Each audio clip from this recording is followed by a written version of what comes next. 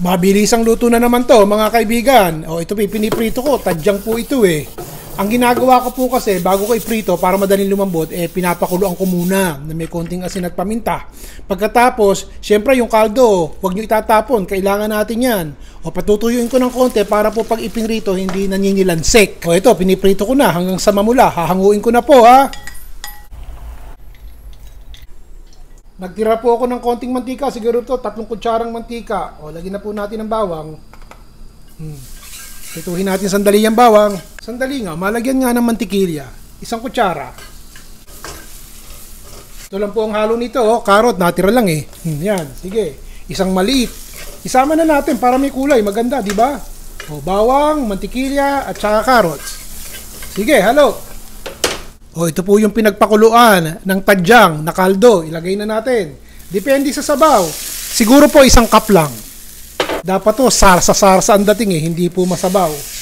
Kaya kung bagong panganak kayo, hindi ito dapat ang ulam nyo. Ito na naman tayo sa panlasa. Hindi nyo kinakailangan gawin ha. Ako po yung naglalagay. Sige, tunawin natin yan. Asin na po natin. Paminta. O, sandali, haluin po na natin at hintayin nating matunaw at maligis yung ating nilagay na pampalasa. Ito na naman tayo sa asukal. Kaya ako nababas eh. Katitik lang! Pambalanse! Kung ayaw nyo lagyan, bahala po kayo. Mayonnaise. Para creamy ang dating. Hinaan po natin ang apoy ng bahagya. At saka natin haluin. Sandali, baka magalit yung bagong panganak eh. Lagyan na natin ng konti pang kaldo para may sabaw. O yan. 2 tasa po ng kaldo yun ha. O, pakuluin natin to hanggang sa matunaw po yung ating mayonnaise. Lalagyan ko po ng konting mustard. Yun. 1 kutsarang mustard. Halo. O, nakita nyo, kumukulo na po. Sandali, papakita ko sa inyo. Okay. Maputi na medyo brown na yung ating sauce. O, nakita nyo, mapula ng konti.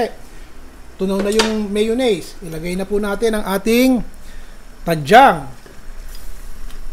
Bago kayo kumain, tsaka nyo ilalagay.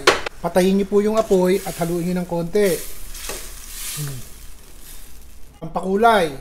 Sibuyas na mura. Hanggat maaari po, ang mga gusto kong lutuin yung madali. Yung bang parang konting-konting ricado lang ilalagay nyo, tapos 1, 2, 3, ulam na. Ganun po ang mga gusto ko at palagay ko naman ganun din kayo dahil sino ba naman ang gustong magtagal sa kusina kung di kinakailangan? Tama po ba ako? Paki-comment nga po sa baba at nang mabasa ko. Nagustuhan niyo po ba? O di natapos. Kahit pa paano nakaraos tayo ngayon. O sa susunod po uli. Hanggang sa muli. Si Ron Bilaro.